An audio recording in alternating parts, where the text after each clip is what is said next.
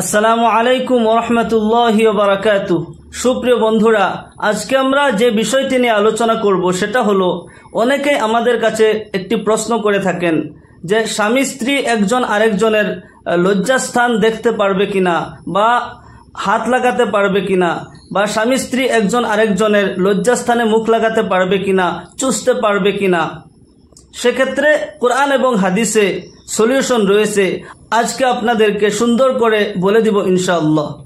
সুপ্রিয় বন্ধুরা, দ্বীনে ইসলাম শুধুমাত্র একটি ধর্মই নয়, একটি সম্পূর্ণ জীবন ব্যবস্থা। আপনার আমার জীবনের সকল সমস্যার সমাধান দ্বীনে ইসলাম আমাদেরকে দিয়েছে। কোরআন এবং হাদিস আমরা ফলো করতে হবে, জানতে হবে, বুঝতে হবে, তাহলে আমাদের জীবনে শান্তি আসবে। সুপ্রিয় বন্ধুরা, এবার আসুন আমরা মূল আলোচনায় চলে আসি। স্বামী স্ত্রী একজন আরেকজনের লজ্জাস্থান দেখতে পারবে কিনা। সেক্ষেত্রে কোরআন আল কারিমে আল্লাহ রাব্বুল আলামিন ইরশাদ করেন, নিসাউকুম হারসুল লাকুম ফাতু হারসাকুম আন্না শিতুম।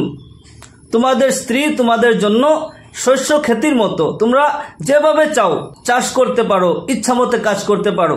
এই আয়াতের তাফসীরে মুফাসসিরিনগণ লিখেছেন, স্বামী স্ত্রী যে কোনো অবস্থায় সহবাস করতে পারে, দাঁড়িয়ে বসে, কিয়ামান ওয়া কুউদান ওয়া জালিসান, যে কোনো অবস্থায় স্বামী স্ত্রী সহবাস করতে পারে।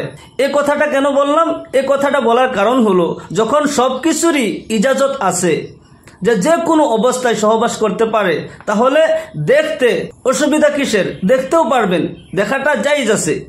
আবার অনেক মনীষীগণ বলেন, লজ্জাস্থানের দিকে নজর করলে দৃষ্টিশক্তি কমে যায়। যাই হোক, সেটা মনীষীদের কথা।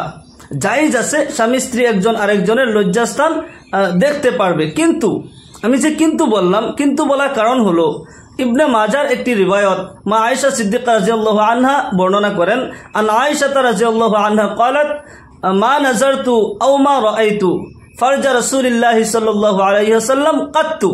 মা আয়েশা সিদ্দিকা রাদিয়াল্লাহু আনহা বর্ণনা করেন, আমি জীবনে যতদিন নবীর সাথে সহবাস করেছি, আমি কখনোই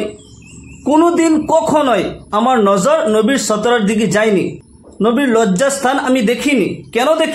কেন আমার দৃষ্টি যায়নি সেটা জানি না। আমরা সবাই জানি, বিদায় হজের বাহনে নবী পাক সাল্লাল্লাহু আলাইহি ওয়াসাল্লাম বলেছিলেন, স্বামী স্ত্রী একজন আরেকজনের উপর সম্পূর্ণ অধিকার রাখে, সম্পূর্ণ হক রাখে। স্বামীর উপর যেমন স্ত্রীর হক রয়েছে, স্ত্রীর উপর তেমনি স্বামীর সম্পূর্ণ হক রয়েছে। বিবাহের যে মূল সংজ্ঞা সেটা হলো মিলকে বুজাআকে হাসিল করা, বুজার মিলকিয়াত হাসিল করা। বুজা আরবি শব্দ, এর অর্থ হলো স্ত্রীর যোনি। আপনি চাইলে দেখতে পারবেন, কোনো সমস্যা নাই। ফাতাওয়া আলমগীরের মধ্যে লিখেছেন, স্বামী স্ত্রী একজন আরেকজনের লজ্জাস্থান দেখতে পারে, দেখা যাবে, জায়েজ আছে। আসুন এবার আমরা দ্বিতীয় কথাটা আলোচনা করি, স্বামী স্ত্রী একজন আরেকজনের লজ্জাস্থানে হাত দিতে পারবে কিনা, হাত লাগাতে পারবে কিনা। দেখেন, যখন আপনি মিলকিয়াত হাসিল করেছেন, যখন সবকিছু করতে পারেন, তখন হাত লাগাতে অসুবিধা কিসের? হাত লাগাতে পারবেন, কোনো সমস্যা নাই। তৃতীয় নম্বরে, স্বামী স্ত্রী একজন আরেকজনের লজ্জাস্থানে মুখ লাগাতে পারবে কিনা বা চুষতে পারবে কিনা। সেক্ষেত্রে আমি প্রথমে একটি কথা বলবো, যে আমাদের মুখ হলো পবিত্র। আল্লাহ তাআলা আপনাকে জুবান দিয়েছেন, এই জুবানে কলিমা পড়বেন, আপনি কোরআনে কারীম তিলাওয়াত করবেন, এই মুখটি পবিত্র। হাদিস শরীফে এসেছে, কাফিরের জুঠা পর্যন্ত পাক। মানুষের মুখ পবিত্র বস্তু। আপনি এই পবিত্র মুখ একটি নাপাক স্থানে আপনি কেন লাগাবেন? সেই অঙ্গটা নাপাক নয়, কিন্তু সেটা নাপাকি স্থান, সেখানে নাপাক থাকে। ফুকাহায়ে কেরামগণ লিখেছেন, যদি আপনার বহুত মন চায়, বহুত ভালো লাগে, তাহলে আপনি উপরে চুমু দিতে পারেন। স্বামী স্ত্রী একজনের লজ্জা স্থানে চুমু দিতে পারবে, কিন্তু বিআইনিহি, যেটা নাপাকের স্থান, সেই জায়গায় মুখ লাগাবেন না। মুখটা আল্লাহ তাআলা পবিত্র মুখ দিয়েছেন, এই মুখে আল্লাহ তাআলার কোরআন তিলাওয়াত করবেন, জিকির করবেন। নাপাক স্থানে এই মুখ লাগাবেন না। নাজায়েজ নয়, কিন্তু সেটা উচিত নয়। আল্লাহ নবী সাল্লাল্লাহু আলাইহি ওয়াসাল্লাম বলেছেন, তোমরা গাধার মতো সহবাস করবে না, গরু ছাগলের মতো তোমরা স্বামী স্ত্রী সহবাস করবে না, আদব আর ভদ্রতার হইতে সহবাস করবে, তাহলে ভবিষ্যৎ প্রজন্ম ভালো হবে। স্বামী স্ত্রী সহবাস করার পূর্বে সুন্দর করে অজু করে নেবেন, অজুর পর কলিমা শাহাদাত পাঠ করবেন। এরপর সহবাস করার পূর্বে আপনি দোয়া করবেন, আল্লাহ তাআলার কাছে দোয়া করবেন, ইয়া আল্লাহ, এই সহবাসের যদি সন্তান জন্ম হয় তুমি নেক সন্তান দান করো। আল্লাহ তাআলার কাছে দোয়া করে তারপর আপনি স্বামী স্ত্রী প্রয়োজন মোতাবিক সতর খুলবেন।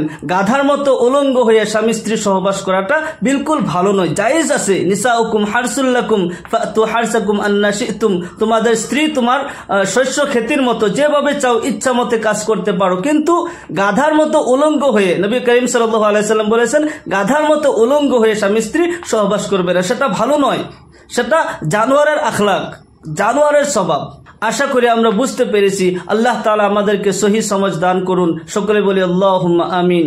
ওয়া আখিরু দাওয়ানা আনিল হামদুলিল্লাহি রাব্বিল আলামিন।